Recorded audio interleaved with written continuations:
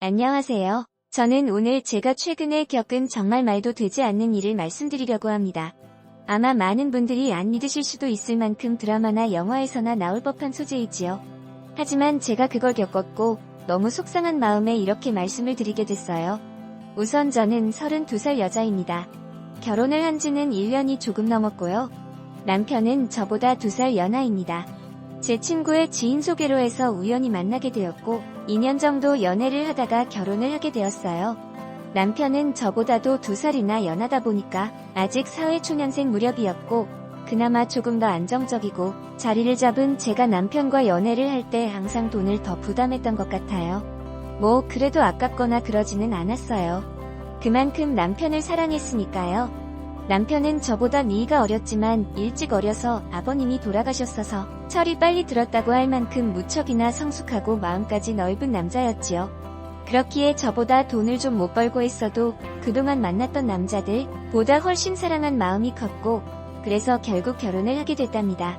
결혼을 할 때도 남편 쪽에서 시어머니는 저를 반대하실 이유도 없었고 너무나 쉽게 승낙을 받았지만 저희 집 부모님은 저희 남편을 상당히 못마땅해 하셨습니다. 부모님이 한 분이 안 계신다는 것도 좋게 보지 않으셨고 형편이 좋지 못하다는 거나 나이가 어리다는 것 그리고 남편이 직장은 다니지만 그렇게 자랑할 만한 직장은 아니고 어떻게 보면 변변찮은 직장이었기에 저희 부모님은 정말 많은 반대를 하셨지요. 하지만 자식이는 부모 없다고 하죠. 저희 부모님도 결국에는 제 뜻을 따라주셨고 결국 결혼을 하게 됐답니다. 결혼 비용은 당연히 제가 더 많이 부담을 했고요.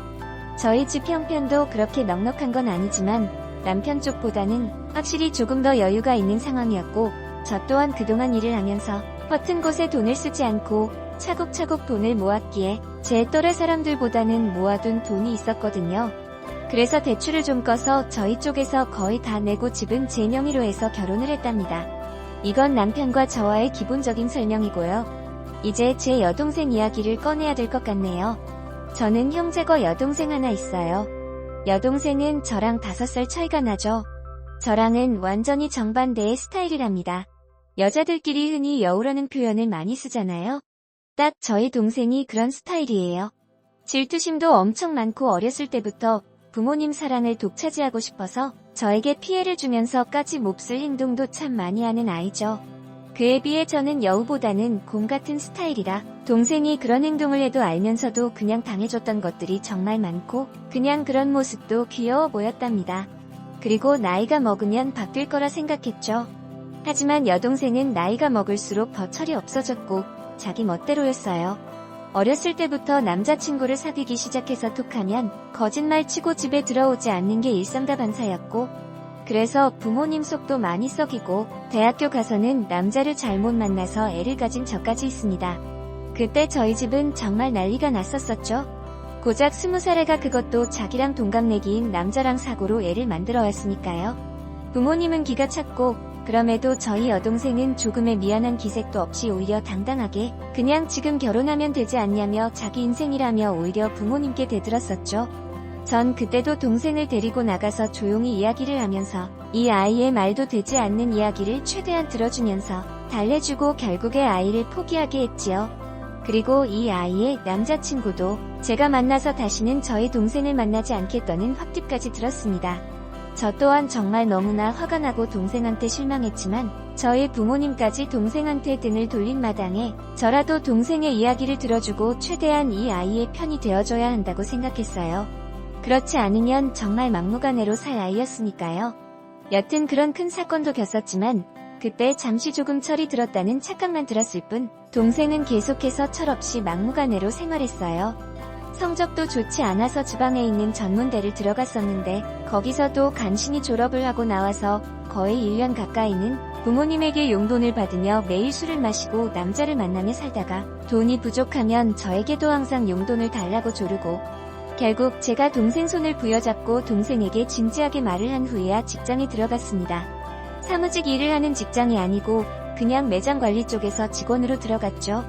별거 아닌 거였지만 전 그래도 동생이 이제야 자기 힘으로 뭘 한다는 것에 기뻤어요. 여튼 그렇게 이 아이도 조금은 달라지고 있구나 라는 생각이 들 무렵 저는 연애를 하기 시작했고 당시 남편에게도 제 여동생을 소개시켜줬었죠. 결혼까지 생각한 사이였으니까 당연히 제 여동생을 보여준 것이었고, 여동생은 저희 남편을 되게 좋아했어요. 앞에서도 말했듯이 저희 남편이 저보다도 성숙한 사람이었고, 그렇기에 여동생이 저희 남편에게 정말 버릇없이 굴고 예의 없이 행동해도 남편은 다 귀엽다라고 하며 여동생의 응석을 다 받아줬어요. 그러다 보니까 어느 순간부터는 여동생이 먼저 저희 남편을 불러서 같이 놀자고 조르기 시작했고요.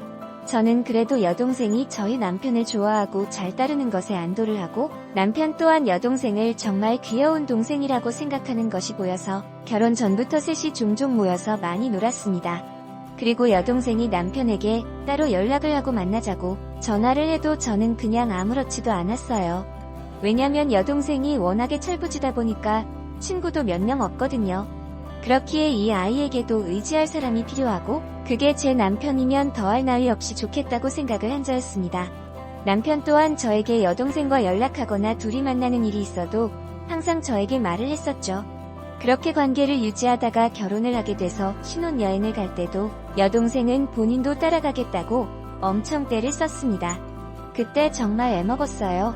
하지만 남편이 하루 내내 동생을 달래서 겨우 뜨지 말리고 다녀왔지요.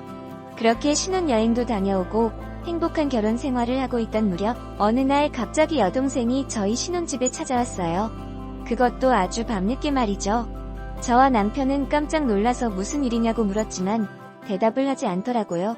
그래서 바로 저희 부모님께 전화를 걸었더니 여동생이 너무 잦은 외박을 해서 뭐라 한마디 했더니 집을 나가버렸다고 하더라고요. 저는 여동생에게 어서 집으로 들어가서 부모님께 죄송하다 말씀드리라고 했지만, 저희 남편은 저와는 정반대로 동생을 다독여주며 달래줬어요.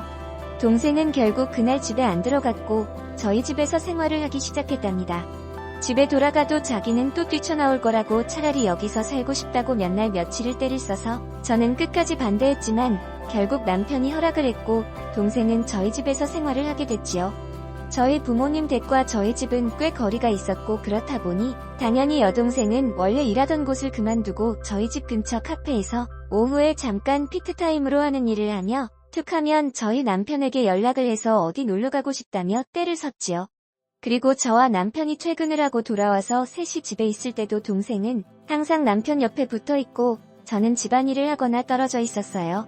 아니, 더 정확히 이야기하면 여동생이 저를 질투하듯이 남편에게 먼저 가서 아양을 떨고 항상 남편을 졸졸 쫓아다녔지요. 저는 이런 여동생의 모습에 화가 나기도 해서 남편에게 가끔씩 투정을 부린 적도 있지만, 남편은 제 여동생이 어렸을 때 그런 큰일도 겪었다는 걸 안타깝게 생각한다면서 저의 투정보다는 항상 여동생을 더 먼저 신경 쓰기 시작했지요. 그리고 저도 여동생을 견제한다는 게 뭔가 말이 안 되고 제 스스로 웃기기도 해서 그냥 신경을 쓰지 않으려고 노력했답니다. 그러던 중에 제가 잠깐 3박 4일로 출장을 가야 될 일이 생겼었어요. 그런데 뭔가 단둘이 집에 남겨두기에는 조금 그랬기에 여동생에게 그냥 이제 집에 돌아가라고 이야기를 했지만, 당연히 제 말을 듣지는 않았고 남편도 그 주에 일이 바빠서 집에 늦게 들어올 것 같으니까 저보고 그냥 안심하고 다녀오라는 말을 했지요. 저는 그래서 한편의 불안감을 남겨둔 채 출장을 가게 됐습니다. 출장을 가면서도 계속 남편과 연락을 하면서 갔고, 거기서 일을 보는 도중에도 틈틈이 연락을 했어요.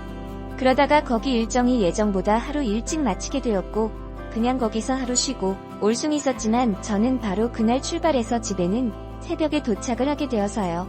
그렇게 집 비밀번호를 열고 들어가는데 우선 눈에 보이는 거실에는 안주거라고 보이는 여러 음식과 함께 술이 있었고, 저는 바로 동생 방을 가보았지만 동생이 없기에 불안한 마음으로 문이 닫혀있는 저와 남편의 침실이 있는 방의 문을 열었더니 남편과 동생이 옷을 벗고 있는 상태로 이불이 덮어져 있더라고요. 저는 그 순간 정신이 멍했습니다. 아니, 그 상태로 몇 초 정도를 아무 말도 못하고 있었던 것 같아요. 그리고 나서 정신이 번쩍 들었고 소리를 질렀죠. 그때 남편과 여동생은 깜짝 놀란 채로 일어나더라고요. 둘이 변명하기도 전에 옷을 주섬주섬 챙기는데 그냥 딱 불륜 현장에 들켜서 행동하는 남자와 여자 같더라고요. 저는 그 꼴을 도저히 볼 수가 없어서 집에서 나갔고, 그날 제 차 안에서 밤을 새고 그 다음날 집으로 들어갔습니다. 남편과 여동생은 일을 나간 상태였고 집에는 아무도 없었죠. 먹은 것도 깨끗이 치워놨더라고요. 여동생과 남편에게는 계속해서 연락이 왔지만 그 연락은 무시하고 남편에게는 집 비밀번호 바꿔놨으니까 들어올 생각 말고 이혼할 생각하고 있으라는 내용으로 카톡을 보내놓았고, 동생에게도 이 사실을 부모님께 다 말씀드릴 거니까 그 남자를 지지든 볶든 살림을 차리든 네 마음대로 하라고 카톡을 보내놨습니다. 당연히 집 비밀번호는 바꿔놨고요. 그날 결국 남편과 여동생은 제 집에 들어올 수가 없었습니다. 제 여동생은 본가로 돌아갔지만 제가 이미 이런 사실을 저희 부모님께 말씀을 드려놨기에 본가에서도 쫓겨났고요. 남편은 계속해서 오해라며 연락이 오고 있는 상태지만 저는 이혼 소송을 준비 중이랍니다. 여동생과는 연을 끊을 것이고요. 저한테 이런 일이 벌어졌다는 게 아직도 안 믿기네요라는 사연이었습니다. 여동생이 남편과의 불륜으로 인해 사연자분께서 많은 스트레스를 겪어서 참 안타깝네요. 상황이 조속히 잘 해결되기를 바라겠습니다. 오늘 사연을 들어주셔서 감사합니다. 다음에도 재밌는 사연을 들고 오겠습니다. 안녕하세요. 저는 오늘 제가